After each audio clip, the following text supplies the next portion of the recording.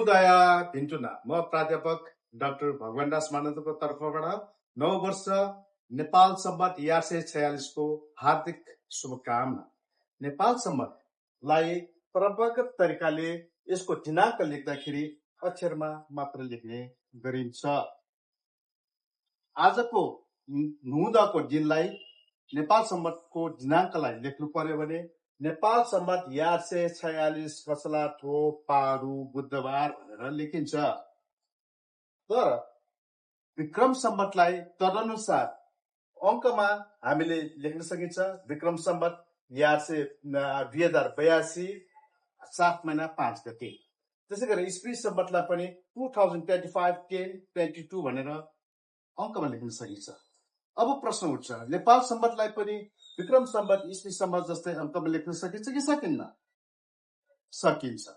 सरल तरिकाले लेख्न सकिन्छ। यसको लागि नेपाल सम्बत तिथिको कोडिङ र डिकोडिङ सूत्र नेसम्ती सूत्र मैले पत्लाइसकेको छु।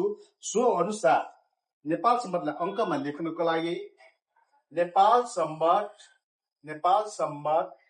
पहिला वर्ष लिने 1146 वर्षपछि महिना कछला थो, कछला भनेको पहिलो महिना, थो भनेको शुक्ल पक्ष, यसलाई पनि 1 लिने र त्यसपछि तिथिमा पारु यो भनेको प्रतिपदा 1 र बुधबार भनेको बारको गणना अनुसार 4। यसरी हामीले नेपाल सम्बतको तिथिलाई अङ्कमा लेख्न सकिन्छ। नेपाल सम्बत राष्ट्रिय सम्बत हो।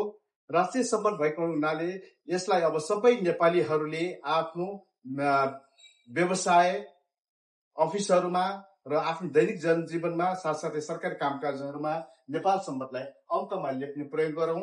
नेपाल सम्बतको राष्ट्रिय गौरवान्वित गर्नुको लागि सबैले अङ्कमा लेखेर सहयोग गरौँ।